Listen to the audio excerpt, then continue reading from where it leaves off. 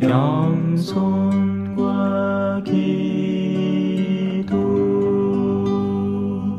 찬미 예수님. 그때 몇몇 사람이 성전을 두고 그것이 아름다운 돌과 자원 예물로 꾸며졌다고 이야기하자 예수님께서 이르셨다.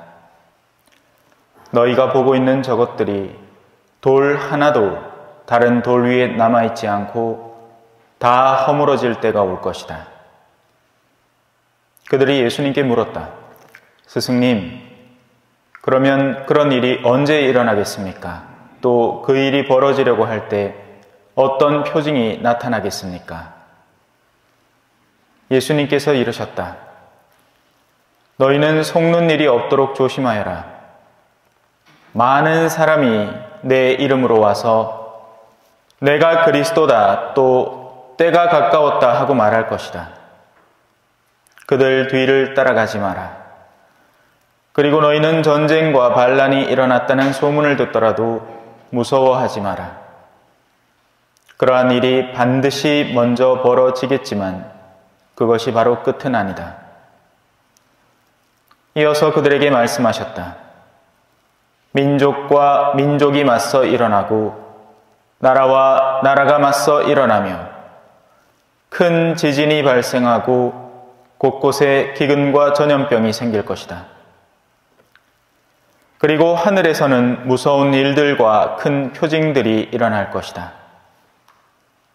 그러나 이 모든 일에 앞서 사람들이 너희에게 손을 대어 박해할 것이다. 너희를 회당과 감옥에 넘기고 내 이름 때문에 너희를 임금들과 총독들 앞으로 끌고 갈 것이다. 이러한 일이 너희에게는 증언할 기회가 될 것이다. 그러나 너희는 명심하여 변론할 말을 미리부터 준비하지 마라. 어떠한 적대자도 맞서거나 반박할 수 없는 언변과 지혜를 내가 너희에게 주겠다. 부모와 형제와 친척과 친구들까지도 너희를 넘겨 더러는 죽이기까지 할 것이다.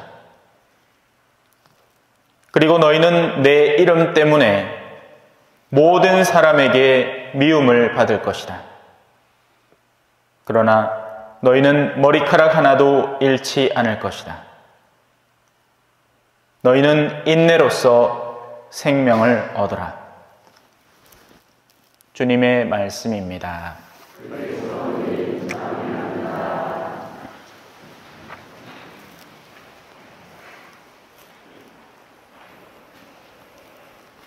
찬미 예수님, 오늘 복음에는 속는 일이 없도록 하라고 조심을 시킵니다. 속인다는 것은 마치 그것이 바람직한 것인 양 드러내서 그 사람을 그릇된 방향으로 이끌어가는 것을 말합니다.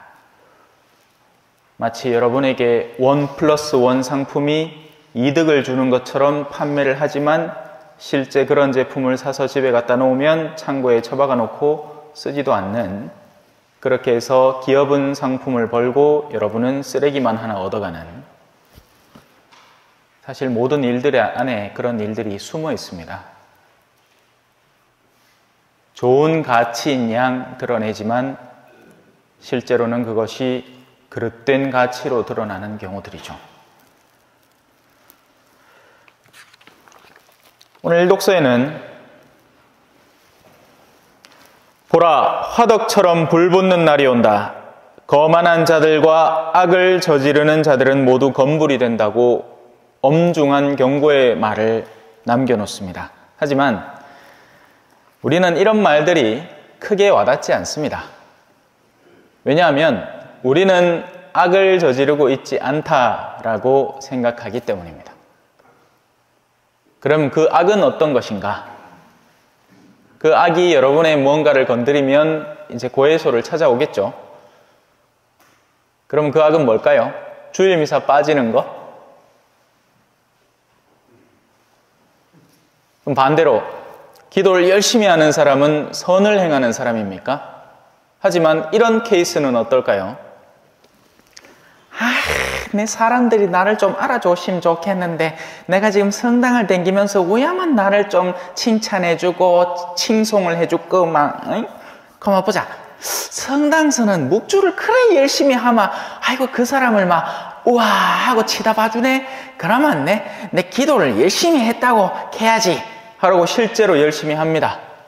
하지만 이 사람이 한 기도의 그 횟수와 양은 자신의 영혼이 하느님께 가까이 가는데 도움을 주기 위한 것입니까? 아니면 오늘 일독서처럼 자신의 거만함의 간접적인 표현으로 그것을 교묘하게 감추어서 신앙적 요소로 뒤바꾼 다음에 사람들 앞에 제시함으로써 자, 레지오 단원들 보고하세요. 묵주기도 요번에 하루에 5단씩 해서 일주일이니까 5, 7에 35, 35단 바쳤습니다. 하는데 갑자기 어떤 자매가 나가서 가지고 묵주기도 200단 합니다. 그러니까 갑자기 주변에서 아 하고 감탄사가 터져 나옵니다. 어떻게 그랬을까? 어떻게 그러기는 시간 남아 또 온게 그랬지. 넌 일 한다고 밭일 한다고 바빠 죽겠는데 뭔 넘기도록 그렇게 바칠 수가 있어요? 일용직 노가다가 어떻게 평일미사를 나옵니까? 그럼 평일미사를 못 나오니까 그 사람은 신앙이 부재한 못 미치는 사람일까요? 거룩함이라는 것의 규정은 도대체 무엇인가요? 잔뜩 아름다운 옷을 입고 성당에서 활개를 치고 술을 늘리고 모퉁이에 서서 기도하고 양팔 들고 기도하면 그것이 거룩함을 규정하는 것입니까? 아니란 말입니다. 착각하고 있는 거예요. 선이 아닌 것을 선인 양 꾸며대고 진짜 선은 짓밟고 있는 사람들입니다. 무엇이 선인지 무엇이 악인지 올바른 길을 구분조차 하지 못하는 식별력도 없고 분별력도 없는 사람들인 거죠. 무엇이 선일까요? 일자무식한 어르신의 자녀들 걱정이 진정한 선입니다. 그런데 그 똑똑한 자녀들은 자기가 살아가는 사회 속에서는 어마어마하게 우아한 척, 막 여기 막 열매 달고, 그죠? 예? 빨간 열매 달고, 여는 배지 달고 하면서 부모에게는 전화 한 통하지 않는 사람이 되는 거죠. 어디에 선이 존재한단 말입니까, 거기에? 거기에는 위선밖에 없습니다. 거짓된 삶인 거죠. 그런데 우리는 갈수록 그런 삶의 영역을 키워나가는 겁니다. 그것이 선인 양. 열심히 일하고 있지 않습니까? 신부님 보십시오. 저처럼 열심히 일하는 사람이 없습니다. 저는 지금 참외를 몇 동이나 갖고 있고요. 뭐를 몇 개나 하고 있고요.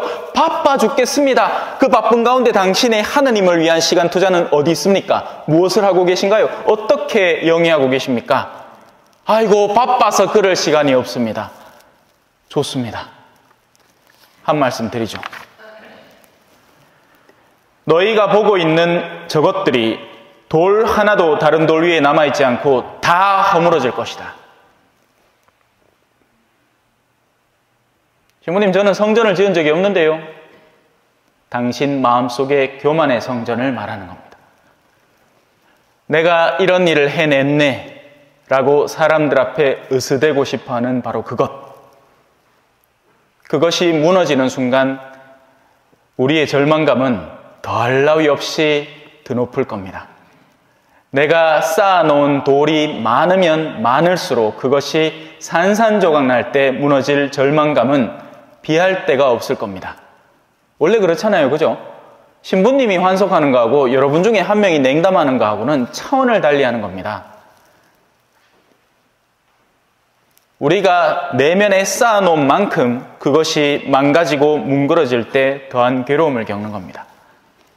두 종류의 부자가 있습니다.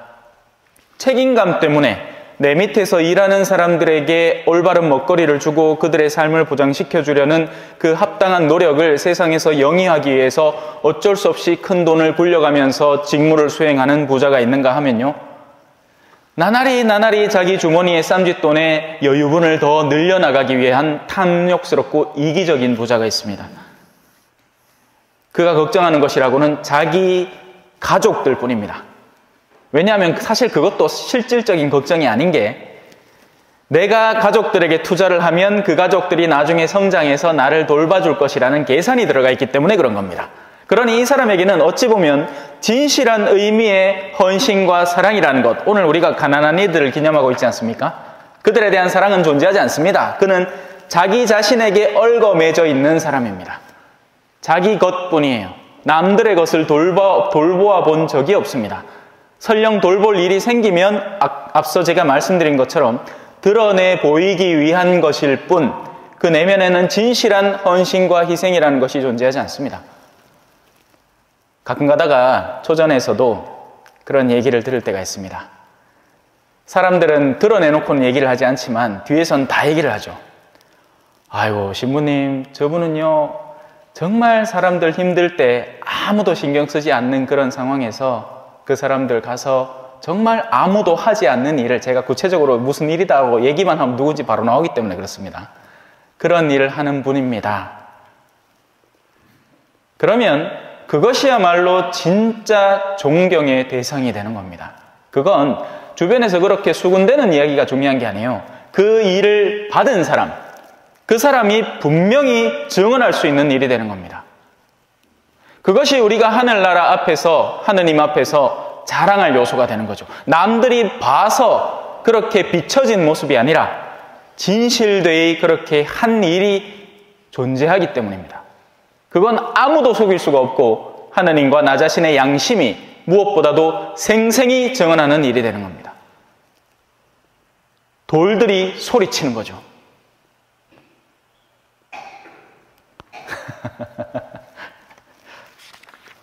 사실 미사 직전까지 제가 기력이 없었거든요. 오늘 새벽 미사 마치고 왔더니 막 속이 영 정상이 아니더라고요. 그래도 또 오해하겠습니까? 그죠? 말씀 선포는 제 일이 아닌걸. 예.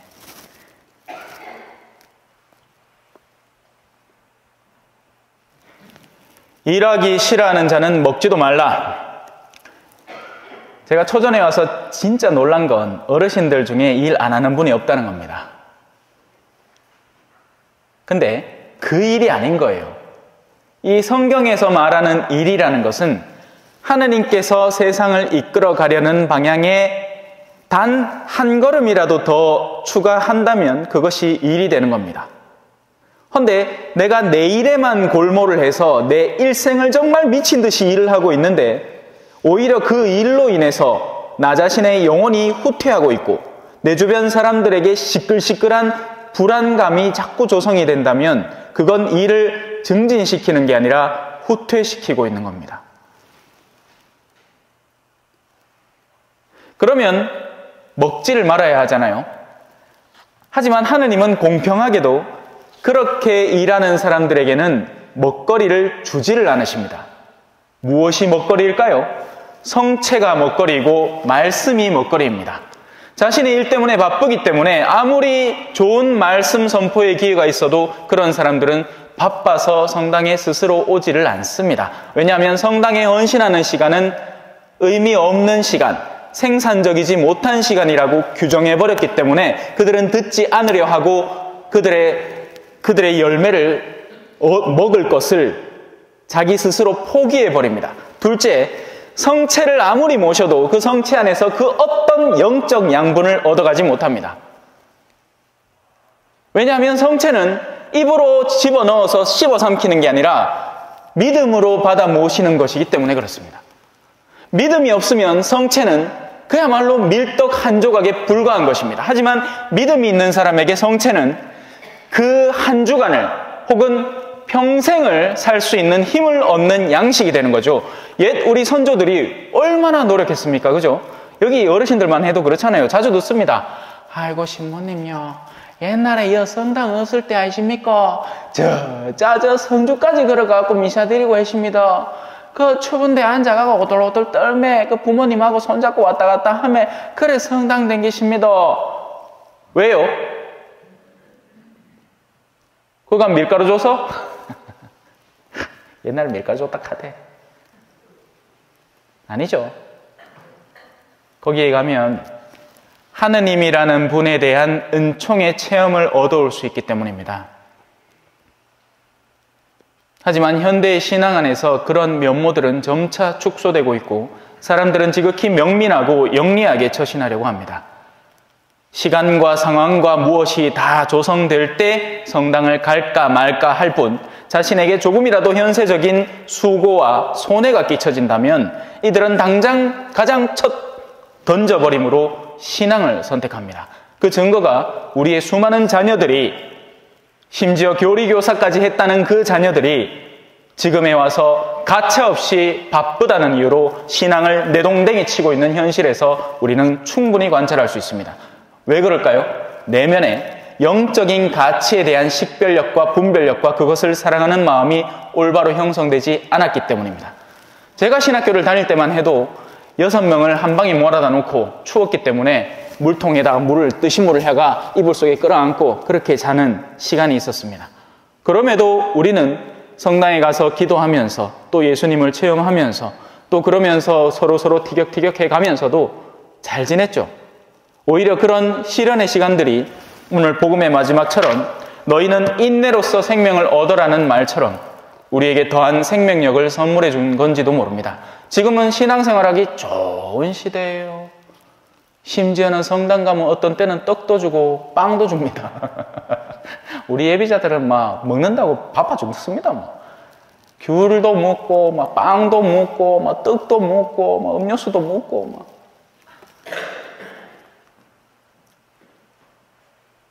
하지만 이제는 그런 인내가 점점 상실되어 가는 시대를 살고 있습니다. 영적 가치는 어디 있을까요? 한번 눈을 뜨고 잘 살펴보십시오. 저는 보입니다. 그리고 저는 제가 얻어낸 그 영적 가치를 절대로 놓치지 않을 겁니다. 하지만 세속적 가치를 추구하는 사람들은 아무리 신앙적인 외향을 드러낸다고 하더라도 그날이 다가오면 맷돌을 돌리고 있던 두 사람 가운데 하나는 데려가고 하나는 남겨지는 것과 같은 일이 벌어지고야 말 겁니다. 우리 어르신들 걱정 마이소. 하느님이 잘 알아들고 가실 게인께. 제가 여기서 주임사제로 있는 동안에는 여러분의 가시는 길 편안하게 정리해 드리겠습니다. 그 말의 의미는 여러분들이 중요한 게 아니라 여러분들의 자녀들입니다. 맞닥하네요. 예. 사람이 아무리 신앙에 관심이 없어도요, 누군가가 죽게 되면 그 순간에 조금이라도 신앙의 눈이 떠집니다. 왜? 나도 언젠간 죽을 거라는 생각을 하기 때문이죠. 그래서 여러분들이 마지막 순간을 경험할 때 여러분들의 자녀들이 여기 모여서 그 순간에 신앙에 대한 고찰을 한 번이라도 할 수 있도록 제가 성심껏 도와드리겠습니다.